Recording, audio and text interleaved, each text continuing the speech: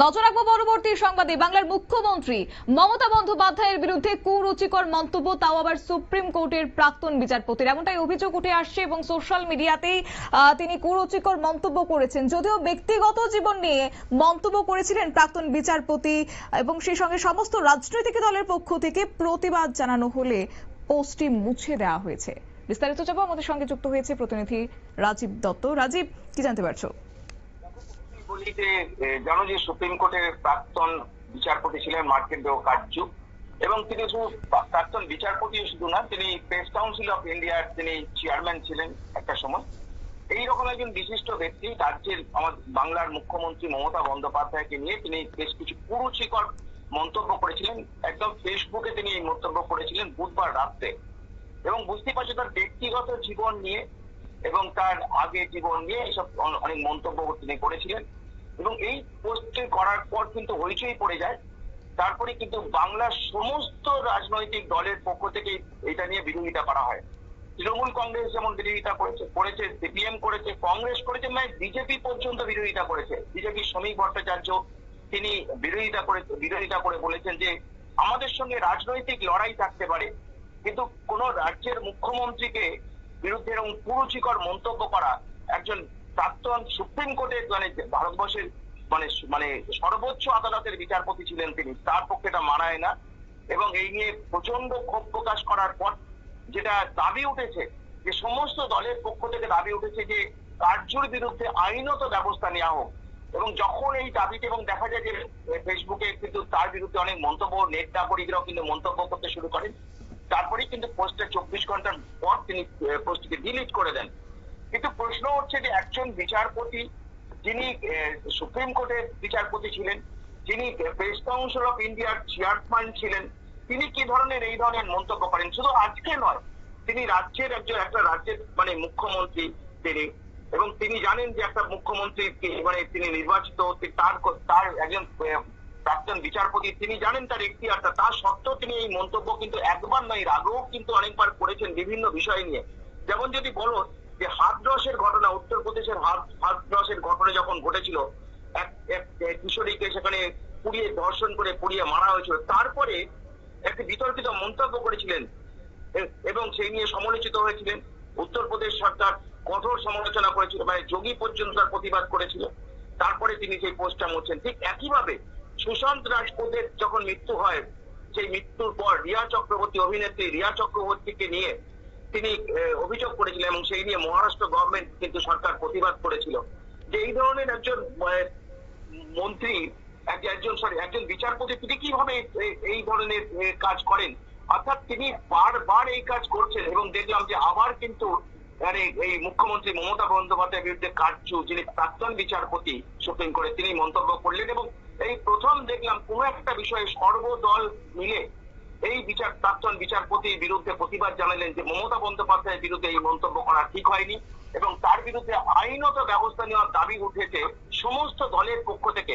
যদি এবং সেক্ষেত্রে সব থেকে মানে ওখানে মমতা বন্দ্যোপাধ্যায় বিরোধী দল যেগুলো রয়েছে, অর্থাৎ কংগ্রেস, সিপিএম, নাই বিজেপি পর্যন্ত, তারাও দাবি করেছে কার্যুর বিরুদ্ধে আইনত ব্যবস্থা নেওয়া হোক। এবং এই বিতর্কের মধ্যে পড়ে তিনি পোস্টটিকে একটা ফেসবুকে যে মন্তব্য করেছিলেন, ব্যক্তিগত জীবন নিয়ে মন্তব্য করেছিলেন, সেই পোস্টটিকে তিনি মুছে ফেলেন।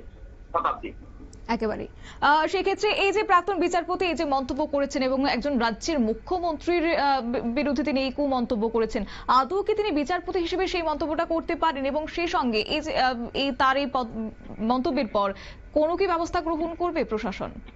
দেখো, সরকার কি ব্যবস্থা নেবে, নিশ্চয়ই পশ্চিমবঙ্গ সরকার তাদের কাছে দাবি উঠেছে, বিজেপি তারা দাবি করছে, বিজেপির তরফ থেকে শ্রমিক ভট্টাচার্য দাবি করছে যে রাজনৈতিক মতপার্থক্য, সবাই তাই বলছে যে রাজনৈতিক পার্থক্য আমাদের সঙ্গে থাকতে পারে, কিন্তু কারো একজন মুখ্যমন্ত্রী, তিনি একটা রাজ্যের মানে চিফ এক্সিকিউটিভ অফিসার, তিনি অর্থাৎ তিনি রাজ্যের প্রধান, তার বিরুদ্ধে এই ধরনের মন্তব্য করা কি শোভনীয়? কে মন্তব্য করছেন? সাধারণ ব্যক্তি নয়, যিনি সুপ্রিম কোর্টে এতদিন বিচারপতি ছিলেন, যিনি প্রেস কাউন্সিল অফ ইন্ডিয়ার তিনি চেয়ারম্যান ছিলেন।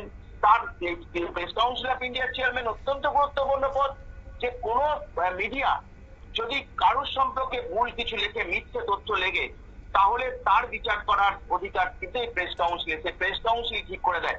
অর্থাৎ সেই রকম একজন গুরুত্বপূর্ণ ব্যক্তি সুপ্রিম কোর্ট, যা রায় দেয় সেটা যেন সংবিধানে পরিণত হয়। অর্থাৎ তিনি কিভাবে এটা বলতে পারেন, কার্যর মতো একজন ব্যক্তিত্ব, তিনি কিভাবে এই মন্তব্যটা করতে পারেন? এবং এই প্রতিবাদটা শুধু আমাদের রাজ্যে নয়, শুধু পশ্চিমবঙ্গে নয়, সারা ভারতবর্ষ জুড়ে মানুষ প্রতিবাদ করছে যে এইরকম একজন বিচারপতি, তার যে দৃষ্টিভঙ্গি যদি এরকম হয়, তার যদি মন্তব্য এরকম হয়, তাহলে তার কাছে সাধারণ মানুষ কি শিখবেন? এবং তিনি এতদিন ধরে কি করলেন সুপ্রিম কোর্টে, এবং তার বিচার পদ্ধতি নিয়েও কিন্তু প্রশ্ন উঠে গিয়েছে। অর্থাৎ তিনি যেটা করেছেন অত্যন্ত জঘন্য কাজ করেছেন। তিনি যেটা করেছেন সেটা বর্বরোচিত কাজ করেছেন, এবং যার জন্য সমালোচনা হচ্ছে।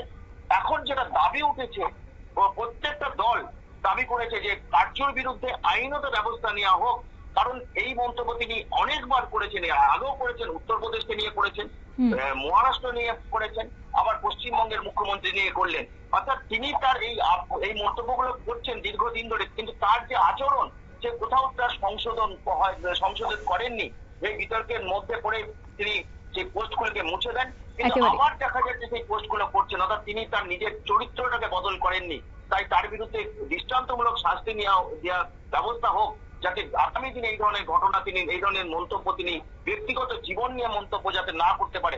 কারোর বিরুদ্ধে একদম মন্তব্য করা উচিত নয়, কারোর ব্যক্তিগত জীবনে সোশ্যাল মাধ্যমে তুলে আনা উচিত নয়, তার কোনো অধিকার নেই। কারণ তিনি, এবং তার এটা বোঝা উচিত ছিল, তিনি সুপ্রিম কোর্টের বিচারপতি ছিলেন, তিনি করলেন কি করে এই কাণ্ডজ্ঞানী একটা কাজ?